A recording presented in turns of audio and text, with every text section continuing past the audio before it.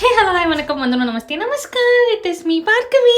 என்னோட acts of feminism part 2ல ரொம்ப இம்பார்ட்டண்டான பார்ட். இன்னைக்கு விமென்ஸ் டேன்றதுனால I want to dedicate this to my மாம்.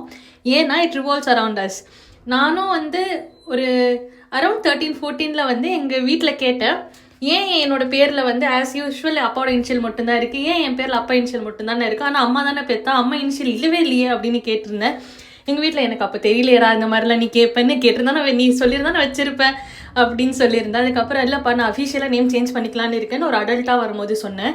ஒரு 19 சொன்னேன். அப்போது நிஜமாலே நான் எங்கள் வீட்டில் போய் எங்கள் தாத்தா கிட்ட, எங்கள் அப்பா கிட்ட, எங்கள் பாட்டி கிட்ட எல்லாருக்கிட்டையுமே சொன்னேன், இந்த மாதிரி நான் நேம் சேஞ்ச் பண்ணலாம் இருக்கேன் அப்படின்னு. ஏன்னா அதோட ரிப்பர்கஷன்ஸ் என்ன இருக்குன்னு தெரியாது. ஏன்னா நம்ம ஃபார் த லைஃப் லாங் போகிறோம், அப்ராட் வரோம். இப்போது அந்த மாதிரி டைமில் பாஸ்போர்ட் இஷ்யூ இருக்குமா இருக்காதான்னு எதுவுமே தெரியாதா. ஸோ நான் கேட்டேன், எங்கள் வீட்டில் ஓகே சொல்லிட்டாங்க. அதனால தான் என் பேர் ஜேஎஸ் பார்கவியாக இருக்குது. எங்கள் அம்மா நேம் ஜானகி, எங்கள் அப்பா பேர் Sudarshan.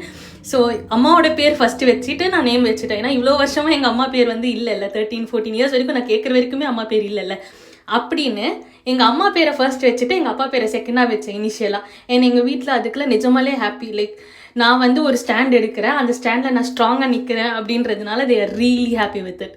That's it my day. Happy women's day. Bye.